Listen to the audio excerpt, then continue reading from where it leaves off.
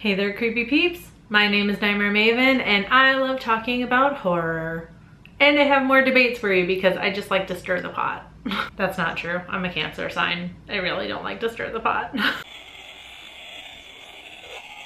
If you're new here, hi, hello, welcome. So happy you found my channel. Hopefully you stick around for a little bit. I promise I don't actually like to stir the pot. This is just for fun. If you're returning, then you already know that's true. Welcome back. So I made a video not too long ago now where I talked about certain debates that horror fans will not stop having. I'll link the video up here if you want to check that out. It was a super fun video. You guys seemed to really like it. I enjoyed making it. All I did was kind of just react to the debates and give my personal opinion on them. I cannot believe this one was not included before. People arguing over the best decade for horror is such a regular occurrence that I didn't even think about it being missing in the last video. I feel like I'm just becoming used to it, which is sad. My favorite thing about this debate is every time I see it happening, like in a comment section on Twitter or wherever, people will always mention, like, they'll make their argument as to why whatever decade is best, but then they'll mention in the same comment, like, but it all comes down to like personal opinion and nostalgia. Like, like they ran so far past the point that they like lapped it and came back around to it. Like, it's the most useless debate in the horror community. Like, I think the aughts were the best decade for horror, and that's like 10,000% because that's the decade I grew up watching. So can we at least put like the genuine arguments over this to bed? If you want to make a fun video about it, that's one thing, but like people seriously arguing over it is sad.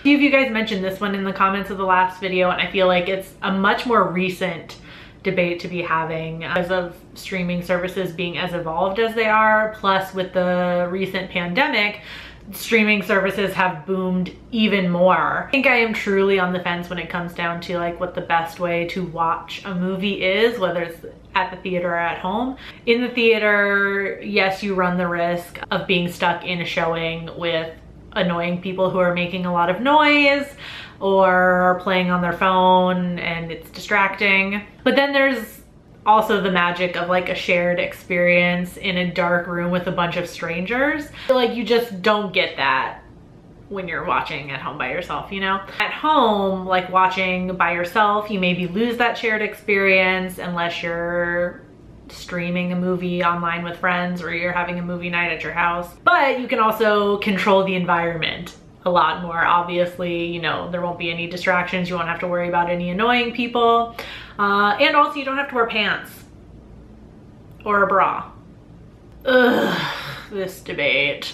This one goes hand in hand with the like horror versus thriller debate. I absolutely hate when somebody decides to like interject in a discussion about a movie with that bullshit. I kind of find it funny also because like if you look up any movie on like IMDb, Letterboxd, whatever have you, like everything lists at least 3 genres now with a movie. Like, it's such a stupid thing to interject into a conversation with. I just don't see the problem with discussing movies that are maybe like horror adjacent, or maybe they're more of a thriller. Who the fuck cares?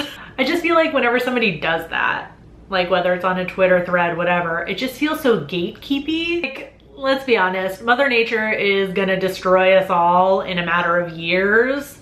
So why the fuck are we wasting our time with such a pointless argument? Should politics be in horror?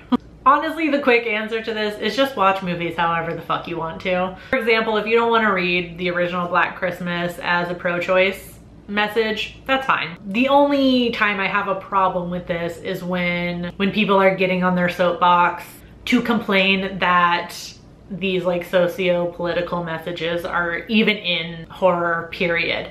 Not necessarily the actual message, but the fact that it's there at all. Especially in horror, which is made by and draws people who are considered other by society. So of course, you know, such a transgressive genre is going to tackle some of these tough topics. Like, I just feel like it's useless to complain about it being in there at all.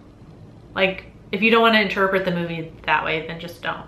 Every award season, I feel like film Twitter especially kind of explodes with this debate. And I guess I can kind of understand, because the horror genre often gets snubbed and is still largely considered lowbrow, except for the few like elevated horror movies that these organizations choose to recognize. I feel kind of on the fence about this one too. On one hand, it's definitely nice to see your favorite movie recognized, and I'm sure as a filmmaker would want to be recognized in a big way like that. A proud moment for anybody who wins an award like that, right? On the other hand, do I care what a bunch of predominantly old white men think about movies? Fuck no.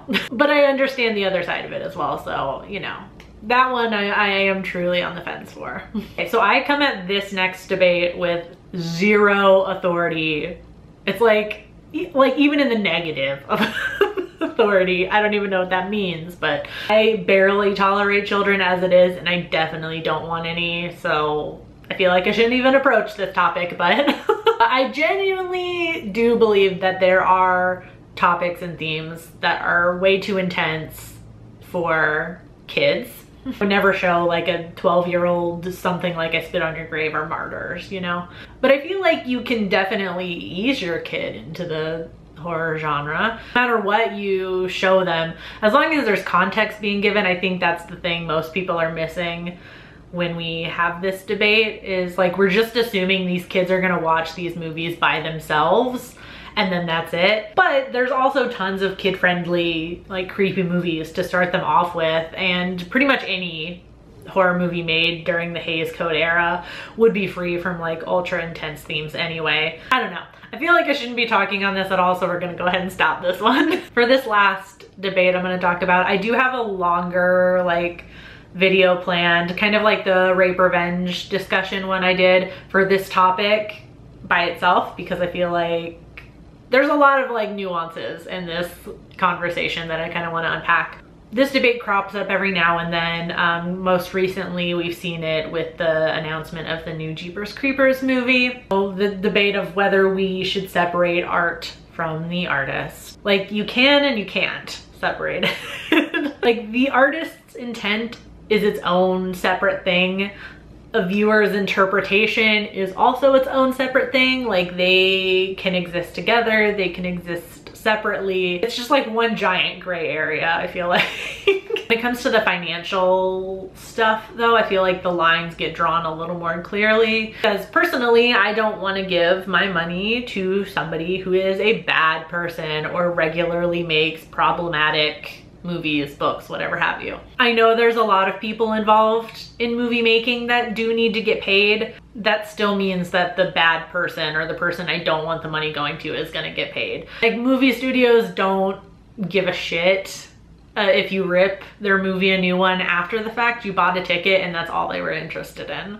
But like I said, I have a longer video idea kind of in the works for that one, so if you have any opinions especially on that debate, let me know in the comments and I may include some of them in the video. Of course, let me know your opinions on all of these in the comments. I loved reading them in the last video and I'm sure I'm gonna love reading them again. Hope you enjoyed this video. If you did, give it a thumbs up. Subscribe if you're new here. Become a creepy peep today. I post 2 new videos a week and I have a live stream every week, so you should stick around. I'll see you very soon. Until then, stay strange. Bye.